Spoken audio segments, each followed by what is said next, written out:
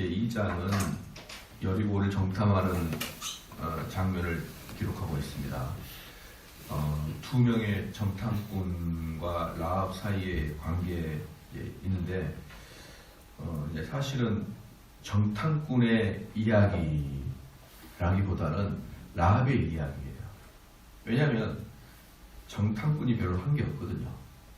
가만히 보면은 정탐꾼이 별로 왔다가 그냥 가는 거 외에는 별로 한 게 없고 사실 라합의 이야기가 중심을 이루는 것입니다. 분명히 이제 그 2장을 들어오기 전에 우리가 분명히 알아둘 게 뭐냐면 여호수아는 이제 여기에서 2명의 정탐꾼을 보냈지만 또 모세 때도 12명의 정탐꾼이 가나안 땅에 들어가잖아요. 근데 이제 모세 때 12명의 가나안 정탐꾼이 들어가는 거하고 지금 여호수아 때 2명의 정탐꾼이 들어가는 건 전혀 달라요, 분위기는. 모세 때는 그 지형이 어떤지 좀 보는 거고 여호수아 때는 완전히 전쟁을 하려고 마음 먹고 보내는 거죠. 그렇기 때문에 훨씬 더 적극적이고 그렇습니다. 왜냐 그러면 여호수아는 이미 이제 때가 무르익었고 그리고 하나님께서 가나안 땅을 주셨다는 것을 이제 확실하게 믿고 있었기 때문에 바로 이제 이 정탐꾼을 보내는 것은 전쟁을 이제 일으키려고 들어간 것입니다. 그렇다 그러면 또 하나 재미있는 문제가 뭐냐면 하나님이 여호수아에게 분명히 가나안 땅을 주신 걸 여호수아가 확실히 알았거든요. 확실히 알았음에도 불구하고 정탐꾼을 보내고 또 이제 여기서 보면은 2절 말씀에 2장 1절 말씀에 눈의 아들 여호수아가 시딤에서 두 사람을 정탐으로 가만히 보내며 시딤이 어디냐 그러면은 요단강을 건너기 전에 요단강 옆에 있는 큰 언덕백이거든요. 큰 높은 언덕백인데 거기 시딤에 올라가게 되면은 가나안 땅 이렇게 가나안 땅이 보입니다. 그래서 전술 전략적으로 시딤이라는 곳은 매우 중요한 위치였죠. 거기에서 가나안의 동정을 살필 수가 있고 또 거기서 2명의 정탐꾼을 보내는 것을 볼 때 그러면 과연 여호수아는 하나님께서 가나안 땅을 주시겠다 이 말을 철떡같이 믿고 있었느냐? 어떻게 철떡같이 믿는데 꼭 보면은 믿지 않는 사람처럼 뭡니까 그 언덕배기 위해서 살펴보고 또 뭡니까 간첩도 보내고 이런 게 바로 우리 신앙인들이 자꾸 이제 헷갈려하는 거예요. 만약에 계획을 잡고 뭐 전력을 가다듬고 열심히 싸우는데 가만히 보니까 하나님이 주신다 그러는데 왜 저렇게 인간의 관점으로 열심히 할까? 이런 생각들이거든요. 이런 생각들이 좀 믿음이 좋다는 사람들이 항상 걸리는 딜레마 중에 하나입니다. 예를 들어서 이제 우리 교회도 마찬가지예요. 만약에 우리가 11월 달에 전도대회를 한다. 그러면은 하나님이 보낼 만한 사람을 보낼 것이니까 최선을 다해서 말씀만 선포하십시오. 이렇게 하는 사람도 있을 것이고 또 어떤 사람은 우리가 전도를 어떻게 할 것인가 계획을 잡고 우리가 뭐 누구를 데리고 올 것인가 우리 서로 토론하고 이런 걸 볼 때 저 사람은 정말 하나님이 보내주시고 하나님이 역사하신 것을 못 믿는가 이런 느낌이 들어요. 그렇죠? 그래서 우리가 가끔 이러거든요. 우리는 뭐 광고도 안 했고 아무것도 안 했고 그냥 말씀 우리 몇 월 달에 전도대회를 하려고 선포만 했는데 또 하나님이 보낼 만한 보내주시 이런 식으로 접근하는 것이 왠지 하나님이 하신 것 같고 막 광고하고 뭐 잡지고 뭐 이렇게 해가지고 언제 오냐 막 확실히 오냐 막 이게 총 리더십을 갖고 있는 분이 막 그러면은 왠지 인간적인 것 같고 그러거든요. 그런 딜레마가 사실은 모든 종교인들에게는 다 들어가 있습니다. 근데 여기서도 보면 알겠듯이 여호수아의 어떤 계획은요 일반 군인들이 하고 있는 것과 똑같아요. 정찰하고 간첩 보내고 그 다음에 좋은 고지 위에서 사람들을 관리하려고 그러고 이런 것들을 여러분이 잘 봐야 돼요. 그래서 신앙생활을 한다는 것은 뭔가 독특한 하나님의 어떤 개입을 의미한다 이런 관점이 아니에요. 우리가 해야 될 일은 우리가 계획을 잡아서 우리가 다 해야 되는 것입니다. 그게 하나님께서 아무리 그 일을 예비하시고 또 확실히 주시겠다고 약속을 하더라도 그건 그거고 우리가 할 일은 다 해야 되는 것이에요. 다. 그게 때로는 사람들이 극단적으로 가가지고 하나님의 개입을 요구하는 사람들은 그런 뭐 인간적인 노력을 안 하고 있을 때 갑자기 하나님께서 하실 때는 하나님이 하셨다 이렇게 표현하면 안 된다. 예를 들어서 막 이런 거죠. 우리가 이제 그 교회 건축을 할 때 우리는 개인당 얼마씩 냈고 또 우리가 이것을 1년에 적금을 얼마씩 해서 빚이 갚았다. 이런 간증은 별로 없어요. 이런 간증은 별로 없는데 이런 간증이 있죠. 그때 우리 교회가 정말 2천만 원이 딱 마지막에 필요했는데 어디 2천만 원이 나오는 구멍은 하나도 없고 온 천지가 막혔고 그래서 그냥 목사가 그냥 새벽 기도 때 그냥 엉엉 울면서 하나님께 어떻게 하려고 하십니까? 어떻게 하려고 하십니까? 이렇게 기도하는데 생판 처음 나온 어떤 권사님이 목사님한테 이렇게 봉투를 주고 갔는데 딱 보니까 2천만 원이었다. 이런 간증은 여러분 아마 풍성하게 들어봤을 거예요. 근데 목사님이 머리를 짜내서 아는 사람에게 가서 차용증을 주면서 빌려달라고 그러고 그런 간증은 별로 못 들어봤죠. 그러니까 목사님 그 마음속에서도 그렇게 갑자기 뜬금없이 2천만 원이 오는 것은 왠지 하나님의 역사와 개입이 있는 것 같고 가서 막 돈을 빌리고 뭐 은행에서 융자를 받고 이런 것들은 하나님이 역사하신 게 아니라는 조금 그런 마음이 있기 때문에 그런 간증들이 나오는 거예요. 이것은 모든 믿는 자들이 항상 빠지는 딜레마입니다. 여러분들도 신앙생활 똑같아요. 좋은 대학 가고 싶은 애들한테 열심히 공부하라 그러고 뭐 기도하고 시험 봐라 그런 말 하지 말고 열심히 공부를 하고 문제집 많이 풀어보고 그러면 좋은 대학 가는 거고 그런 일상적인 것에 대해서 분명히 이야기를 해줘야 됩니다. 그것이 바로 우리가 성도가 이 땅에 살아가는 것이지 신비적인 방법으로 하나님의 개입을 기다린다. 그것은 연일 신비주의였죠. 그래서 보면 여호수아가 꼭 하나님이 약속을 안 한 것처럼 뭔가 자기가 막 간첩도 보내고 그런 것을 우리가 다 볼 수가 있는 것입니다. 그런데 이제 2장 1절에 이제 보니까 두 사람을 정탐으로 가만히 보냈다 했거든. 가만히도 보면은요. 여기서 가만히가 뭐냐? 아무한테도 이야기 안 했다는 겁니다. 아무한테도. 무슨 말이죠? 여호수아만 알게. 여호수아만 알게. 여기서 마찬가지입니다. 만약에 우리가 공식적으로 이제 스파이를 보낸다. 그것을 이스라엘 백성들이 안다. 두 가지로 문제죠. 첫 번째, 또 옛날에 갈렙과 여호수아처럼 갔다 와서 헛된 이야기 할까봐. 갈렙과 여호수아 12 정탐꾼 갔잖아요. 그 중에 갈렙과 여호수아만 긍정적으로 말하고 나머지 10명은 우리는 거기가 메뚜기 같이 잡혀 먹을 것 같으니까 못 가겠습니다. 그런 헛된 이야기를 할까봐 그랬고 두 번째는 만약에 이스라엘 상태 안에서 소문이 나면은 그 소문이 여리고까지도 번질 수가 있으니까 여호수아만 알더라고. 그러니까 이것도 보면 어때요? 철저하게 군사적이죠. 군사적 관점으로 가만히 보려면 그들에게 이르되 가서 그 땅과 여리고를 엿보라 하매 그들이 가서 라합이라 하는 기생의 집에 들어가 거기서 유숙하더니 여기서 이제 어떤 사람들은 라합이라는 여인이 조금 좋게 표현하려고 여관집 주인 이렇게 이제 표현할 수 있는데 이 라합이라는 여자에서 이 라합이라는 그 히브리 말이 조나인데 이 조나를 히브리서 11장 31절에 라합이라는 여자를 설명합니다. 히브리서 11장 31절에 라합이라는 여자를 설명하는데 그 헬라어는 포르네고 히브리 말로는 조나입니다. 여러분이 포르네라는 그 말에서 의미를 찾았듯이 얘는 창녀예요. 창기 또는 매춘부 포르네라는 그러니까 이 라합이라는 여자는 완전히 여관집 주인이 아니고 전적 전문적 매춘녀였습니다. 매춘녀.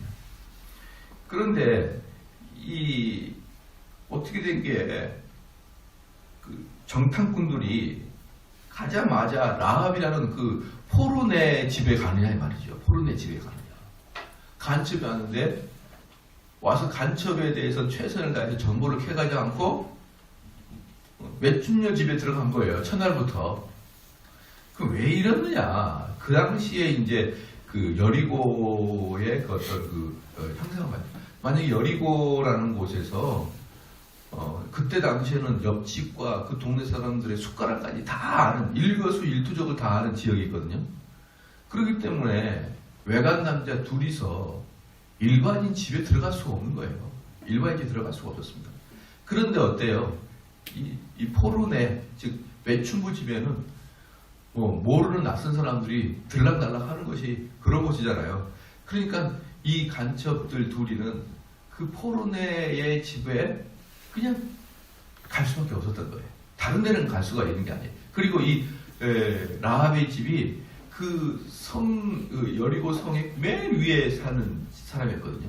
맨 위에 살죠. 그 다음에 그 매춘부 집에는 온갖 외간 남자가 왔다 갔다 해도 이상하지 않죠? 세 번째, 많은 사람들이 왔다 갔다 하니까 여리고에 대한 정보를 잘 알겠죠. 이 세 가지가 다 맞은 거예요. 그렇기 때문에 이 사람들은 라합이라는 매춘부 집으로 들어간 것입니다. 그렇죠?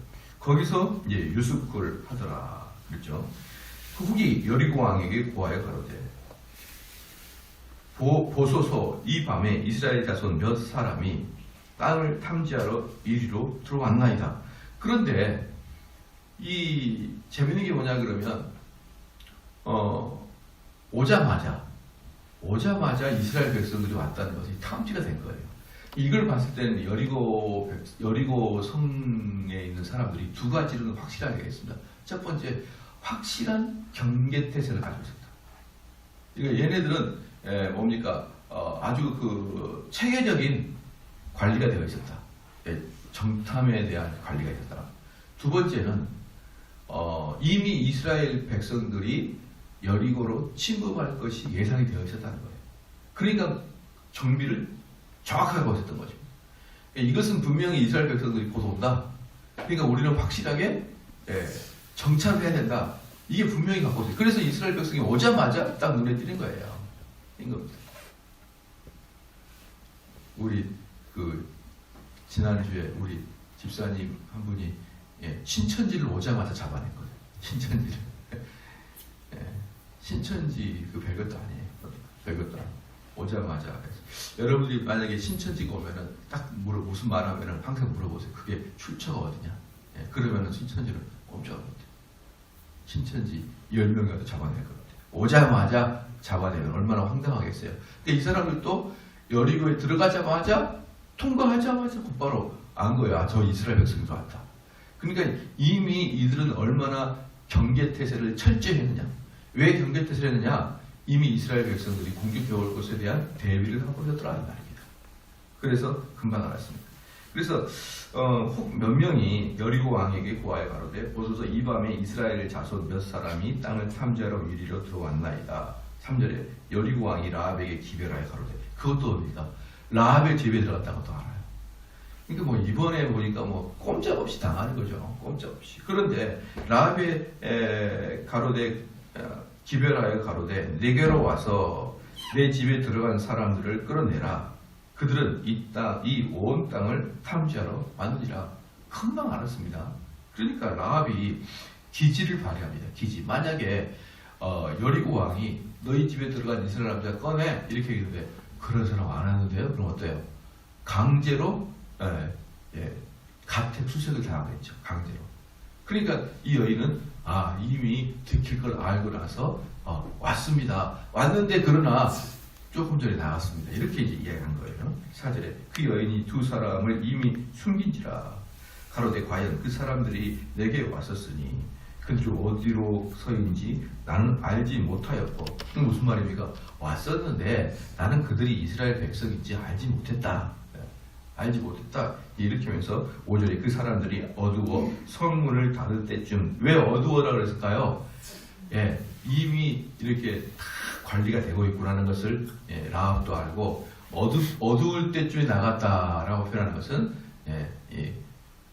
경비 쓰는 사람이 몰랐다라는 것을 전제 조건하려고 어두울 때, 어두움이 시작될 때 나갔습니다. 이렇게 얘기했어요. 그냥 어디로 갔는지 알지 못하되 급히 따라가면 그리하면 그들에게 미치리라 하였으나 어때요? 급히 따라가라. 지금 서두르라. 빨리 가라. 이렇게 이야기하려고 아주 이렇게 지지를 바랬습니다. 그럼 여러분 여기서 제가 물어볼 게 있는데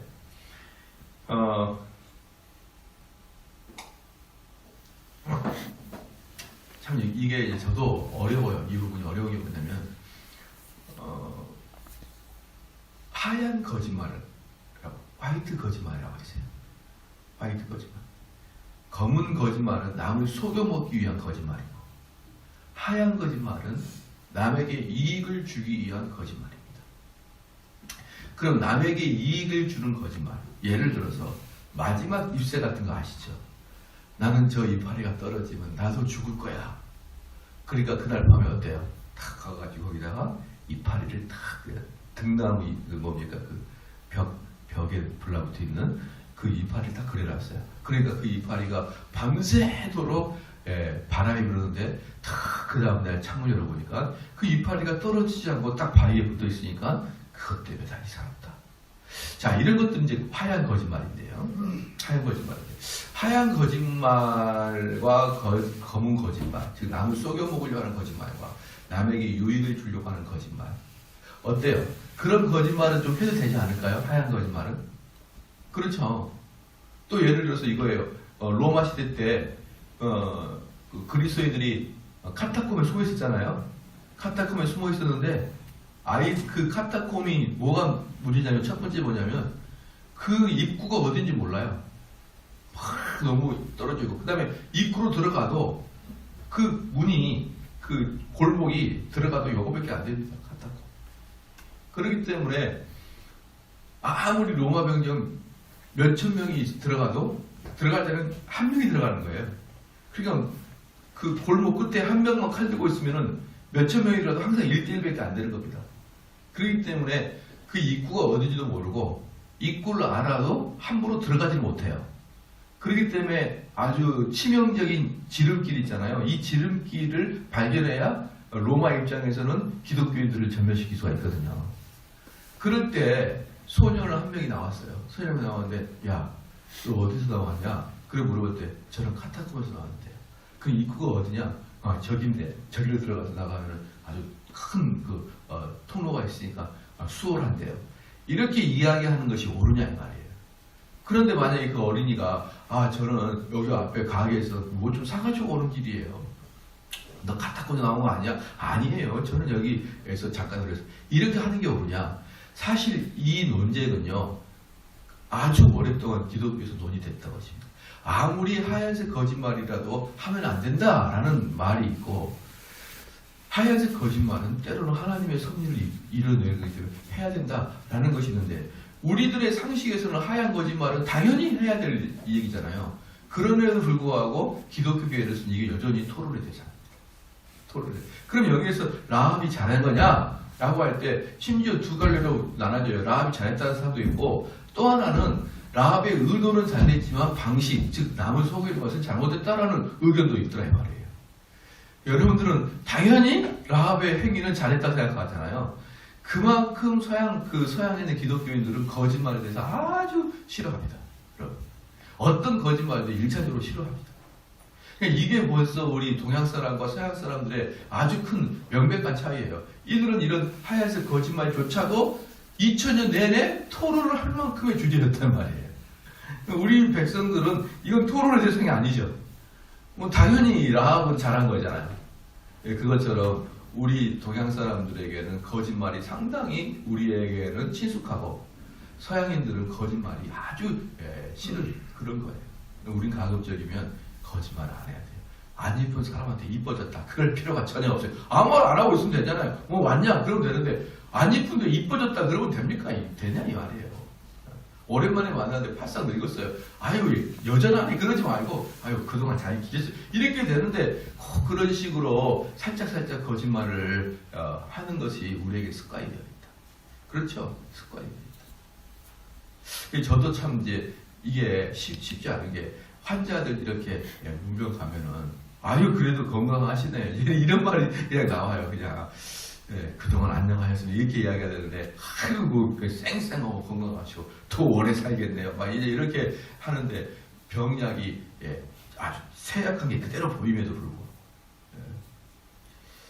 요번에도 저희, 뭡니까. 아버님, 형제분들을, 우리, 큰아버지, 고모들 이렇게 만나러 갔는데,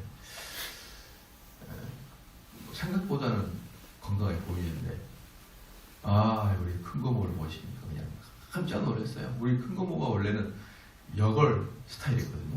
그래서 돈도 많이 벌고, 그리고 기골도 이렇게 좀 장대하셨고, 당당하셨고, 그런 분인데, 아니, 이번에 복지시설에 들어갔더니, 찾을 수가 없어요. 그래서 저는 딱 느낌이 있었거든요. 찾을 수가 없을 것 같아가지고, 이름을 보고 들어갔어요. 이름을 보고 알았어요. 너무나 작아져가지고. 너무 작아져. 아버님이 보고 할 말을 잃어버리더라고, 할 말을. 네, 할 말을 잃어버려. 웬만하면은, 아유, 참, 그래도 건강하시 좋네. 이렇게 하고 오다가 마지막에 큰 곡으로 할 말을 했어요. 그런데 그 전에는 병약해도, 아유, 건강해 보입니다. 그랬거든요. 이게 한국 사람의 정서예요. 정서인데, 우리는 그냥 습관적으로라도 하얀색 거짓말을 가급적이 하지 마시라. 여러분이 하지 마시고 그냥 인사만 하면 되잖아요. 인사만 하면 되고, 아이고 변한 게 하나도 없네. 변한 것이라고 얘들 큰 거밖에 없네. 그러지 마시고 그냥 안녕하셨냐, 그동안 잘 지내셨냐, 신앙은 잘 갖고 있느냐, 그동안 가능히 평안하시냐, 이렇게 우리는 습관적으로라도 자꾸 의도적으로라도 거짓말을 안 하시는 훈련을 하시기를 바랍니다. 여기서도 라합이 잘했냐 못했냐라는 또 논쟁이 있고, 두 번째 또 하나 뭐냐면, 여러분이라 그러면 라합이 갈등을 했을까요 안 했을까요? 이 상태에서. 왜냐 그러면 라합의 입장에서는 여리고가 자기 조국이에요. 자기 조국. 그러면 라합의 입장에서는, 즉 여리고 입장에서는 배신자죠. 친일파, 매국노, 이완용이 아닙니까? 아마 여리고가 역사를 썼다 그러면 이 여인은 이완용보다 더 나쁜 놈이죠. 왜냐 그러면 이완용이는요, 어떤 사람이냐 그러면, 여러분이 이완용이 나쁘다고 봅니까? 저는 별로 이완용이 나쁘다 안 봐요. 나쁜 사람 누구냐? 고종이에요, 고종. 이미 고종이 대신들한테 사인해라 그랬어요. 사인해라. 그렇게 얘기했단 말이에요. 그럴 때 이완용이는, 그리고 을사오적 7인이 가서 사인해서, 걔네들이 무슨 힘이 있습니까? 고종이 사인했죠. 그런데 몇 명이서 나는 그래도 사인 못해, 그런 애들이 있었어요. 그러나 이미 전세를 기울였고 고종은 허락했고 몇 명이서 나는 사인 안 해, 그래도 이미 끝난 거예요. 그래서 이완용이랑 사인했습니다. 사인했어요. 그러니까 사실 이완용이 나쁜 놈이다 라고 말할 수는 없는 거예요. 그런데 여기 라합은 어때요? 적극적으로 여리고 왕이 이야기도 안 했는데 적극적으로 자기가 여리고를 배신한 거죠. 여러분, 이 민족주의와 신앙을 잘 구별해야 됩니다. 우리는 지금 민족주의와 신앙은 잘 구별을 못해요.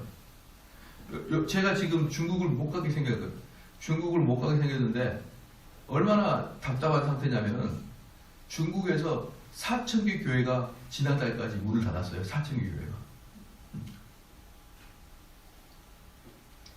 중국 선교사님이 직접 오셔가지고, 지난주에 직접 중국에서 달려오셔가지고 우리 교회 와가지고, 목사님 티켓팅 하지 마십시오라고 할 정도로 급하게 왔는데 4,000교회가 문을 닫았대요.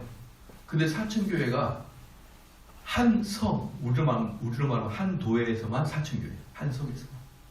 중국 전체가 아니라 한 성에서만 4,000교회. 어마어마하게 핍박을 합니다. 어떻게 하냐 그러면, 제가 만약에 삼성리에 있잖아요. 제가 삼성에 있다가 서울로 가려면, 목사들 말이에요, 그 지역에 있는 종교국에 신고를 하고 가야 돼요. 나 서울에 어떤 교회 일보러 갑니다. 그럼 종교에서 허락을 해줘야 갑니다. 이게 21세기 대명천지 이런 일이 있을 수가 있습니까? 그래서 만약에 허락 없이 서울 갔다가는 끝장나는 겁니다. 그러니까 저희가 거기 그 강의하러 가도 막 여러 지역에서 와서 강의를 들어야 되는데 내가 어디 무슨 일로 갑니다. 할 게 없어서 못 오는 거예요. 공부를. 만약에 그렇게 왔다가는 그 교회 강제 폐쇄당합니다. 이런 식의 그 중국인데 중국의 그 목표가 뭐냐? 목표가 뭐냐? 중국의 기독교의 중국화예요. 기독교의 중국화. 그러니까 이게 민족주의와 기독교를 구별을 못해요. 중국 사람들은. 그럼 우리들도 그러겠는데 지금 라합을 보십시오. 라합의 입장에서는 여리고가 자기 민족이에요. 그런데 라합은 과연 그 마음속에 갈등을 가졌을까? 성경을 가만히 보면 전혀 안 가졌다. 전혀 안 가졌다. 왜? 오자마자 숨겼고 사람들이 문을 똑똑똑 두드릴 때 얼른 보냈고 그리고 문이 열렸을 때 가차없이 거짓말을 했고 가차없이 이스라엘 백성들을 보호했습니다. 이걸 봤을 때는요. 라합의 마음속에는 여전히 여리고에 대한 믿음과 신뢰가 하나도 없었어요. 라합의 입장에서 두 가지 마음이 분명히 들었던 것입니다. 이놈의 여리고를 망해야 돼. 이 마음과 이스라엘의 소문을 듣지 않니 그 무시무시한 여호와 하나님이 보호하는 그런 민족이고 도덕적으로 윤리적으로 깨끗한 그런 민족이다라는 걸 라합을 이미 가지고 있었어요. 여러분 이 매춘부들이요 훨씬 사람들의 내면을 잘합니다. 아이고 이놈의 백성들 겉으로는 전부 다 신사인 척해도 다 썩었어. 겉으로는 깨끗한 척해도 나한테 왔다 갔다 한 놈들이 어디 한둘인 줄 알아? 다 알고 있어요. 그러니까 이 라합의 매춘부의 라합의 입장에서 요거 여리고 애들 전부 다 좀 망해야 돼. 이 마음이 있는 거예요. 이 라합은 좋아서 일합니까? 돈 벌려고 하는 것이지. 자기는 돈 벌려고 하니까 사람들 속을 다 보고 앉아있는 거예요. 다 보고 앉아있는 거지. 그러니까 이놈의 여리고를 망해야 돼. 그런데 소문을 듣자니 이스라엘은 도덕적으로 깨끗하고 아주 탁월한 그 율법을 가지고 있는데 아니 그 사람들이 하나님과 함께하여 그냥 뭐 파죽지세로 몰고 온다는 소리를 들으니까 바로 이 나라가 희망이다라는 것을 알고 있었던 것입니다. 그러니까 이스라엘 백성인 걸 알자마자 라합은 적극적으로 그 사람을 도왔던 것입니다. 여러분. 이게 바로 구원받은 백성들의 특징이에요. 구원받은 백성들은 뭐냐 그러면 하나님에 대한 소문을 듣고 두려워해요. 하나님에 대한 소문을 듣고 두려워하고 그리고 그 윤리적인 깨끗함에 대해서 마음의 감동을 느낍니다. 이게 바로 구원을 받은 자들이 먼저 가지는 마음이에요. 그런 다음에 그 사람들은 믿음의 사람을 적극적으로 돕고자 하고 믿음의 사람과 적극적으로 교제하고 싶어 해요. 이게 바로 구원을 받은 사람의 주 특징입니다. 그리고 그들은 그 믿음이 들어올 때는요. 내 일과 친척보다도 그 믿음 받는 게 더 소중해요. 나의 핏줄보다도 이 믿음을 듣고 있는 게 더 소중하단 말이에요. 믿음의 사람이 더 소중한 것입니다. 그런 다음에 어때요? 그리스도의 보혈의 피로 그 라합의 집에 뭐가 있었습니까? 빨간색으로 천을 내렸잖아요. 나중에 전쟁할 때. 그 그리스도의 보혈의 피를 상징하거든요. 그리스도의 보혈의 피 때문에 구원을 받지 않습니다. 이 라합의 사건은 정확하게 구원론을 보여주고 있는 것이에요. 그렇기 때문에 라합의 마음속에는요. 추워도 그 자기 민족에 대한 그 애틋함 그런 게 있었던 게 아니라 그런 것을 월등히 앞서버리는 뭐가 있는 거예요. 하나님에 대한 압도함이 있다 이 말이에요. 압도하시네.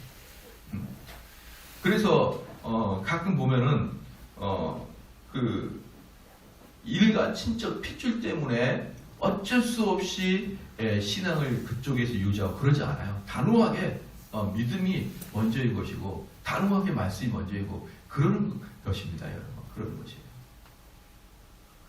가끔 보면은 저희 교회도 먼 데서부터 와서 말씀을 들어오거든요. 먼 데서부터. 지금에서 제일 먼 분이 그래도 최고로 먼 건 아니에요. 동탄에서 오거든요. 동탄에서 오는데 그 전에는 안성서 오셨던 분이 있고 그 전에는 천안서 오셨던 분도 있는데 이 안성서 왔던 사람은 원래부터 우리 교회였고 누구였냐면 강소영 집사 원래부터 삼송제일교회 아현제일교회 출신이니까 그 사람이 시집가가지고 안성서 오는 것은 괜찮은데 천안서 오신 분과 동탄서 오신 분은 말씀을 들으려고 그 먼 데서 온 거예요. 오는 거란 말이에요. 2시간씩 걸려가지고. 그 사람들 보면 참 제가 미안하기도 하고 민망하기도 하고 힘들겠다는 생각이 들지만 그들은 즐거움으로 오고 있거든요. 왜요? 말씀을 따라서 그렇게 오는 거예요. 말씀을 따라. 그러나 저희 교회는 대수가 아니에요. 어떤 개혁교회는요, 부산서도 와요.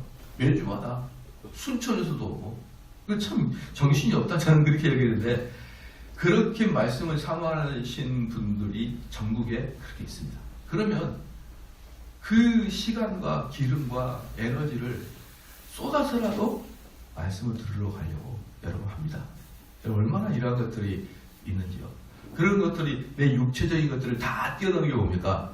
믿음을 얻고자 그 말씀의 귀중함, 이 라합의 마음처럼 그런 것에 얽매이지 않고 정말 이것이 구원이다 라고 하면 그 구원을 붙잡고자 하는 그 열망, 그들에게 무엇이 이루어집니까? 구원이 이루어지는 거예요. 구원이. 참 이게 보면 얼마나 라합이 그리고 라합이 누구의 조상입니까? 결국은 다윗의 조상이에요. 그 예수 그리스도의 조상이고, 예수 그리스도의 예수 그리스도는 정확하게 라합의 피는 아니죠. 왜냐 그러면 마리아에게서 잉태가 됐으니까. 예, 마리아의 남편으로부터가 아니라. 그런데 이 요셉, 즉 다윗의 조상, 다윗 그다음에 요셉까지 있는데, 그래서 다윗의 피에는 자기 조상에게는 매춘부의 DNA가 있는 거예요. 매춘부의 피가 있는 거예요. 참 보면은 이 말씀은 얼마나 위로가 됩니까? 매춘부와 같은 더러운 자도 예수 그리스도의 조상이 되잖아요. 매춘부와 같이 더러운 자도 하나님의 용서하심, 하나님께 구원을 갈망하는 자에는 구원이 이루어지잖아요. 그렇기 때문에 우리 도덕적 윤리를 그것 때문에 하나님이 나를 싫어한다 그러지 마시고, 우리는 믿음 하나 붙잡으면 되는 거예요. 과거에 내가 무엇을 했든지 그게 뭔 상관입니까? 지금 내가 주님 붙잡고 지금 내가 주님께 구원받기를 원하는 자가 뭐가 문제예요? 여러분, 과거를 얽매이지 말고 이렇게 라합처럼 붙잡으시기 바랍니다. 하나님께 매달려야 되는 것이에요. 그 다음에 6절 말씀에 실상은 그가 이미 그들을 이끌고 지붕에 올라가서 그 지붕에 벌려놓은 3대에 숨겼더라. 이 3대가 뭐냐? 배옷이잖아요. 배옷들을 이스라엘은 지붕이 세모가 아니에요. 왜 세모가 아니냐? 왜 지붕이 세모일까요? 이 세모 이유는 두 가지입니다. 비가 많이 와서요. 비가 많은데 지붕이 어때요? 물이 새잖아요. 이렇게 돼요. 눈이 많이 온 것도 이렇게 돼 있는 거예요. 눈이 녹아서 쌓이지 않도록. 그런데 이스라엘은 비와 눈이 없잖아요. 그냥 다 옥상입니다. 옥상, 이스라엘. 그래서 옥상에 위에 보면은 삶을 많이 말립니다. 많이 말리는데 그 3대 속에다가 사람을 쏙 숨겨놨다는 거예요. 3대 속에다가. 그게 얼마나 좋은 장소입니까? 그 사람들은 요단길로 나루터까지 따라갔고 그 다른 자들이 나가자 곧 성문을 닫았더라. 여기서 이제 우리는 라합의 그 지혜, 라합이 자기가 살려고 하는, 구원받으려고 하는 그런 마음이 있으니까 여러 가지 지혜가 발동하여 결국 이스라엘 사람을 이끌었다. 여기서 분명히 보면 안 돼요. 민족주의와 그 다음에 신앙은 별개다. 민족주의 신앙은 별개다. 분명히 알아야 됩니다. 민족주의 신앙은 별개다. 저는요, 지금 돌아보면은 우리가 민족거리잖아요. 그러면 물론 민족이 중요하죠. 근데 언제부터 우리가 민족 정신이 나왔냐 그러면요, 구한 말부터 민족 정신이 강하게 나왔어요. 그 전에는 민족 정신이 없었습니다. 지난번에도 말씀드렸지만 우리나라가 노비가 45%예요. 노예가 45%가 대한민국 우리 조상이었단 말이에요. 지나가다가 둘 중에 한 명은 노비예요. 그 다음에 약 30% 이상이 평민입니다. 평민들은 양반들하고 눈 마주쳤다가 인사 안 하고 두들겨 맞았어요. 평민들도 노비보다는 좀 낫지만 인간의 삶이 아닙니다. 만약에 저 평민이 정말 말을 안 들어요. 광가에 끌고 가가지고 내 땅 칩니다.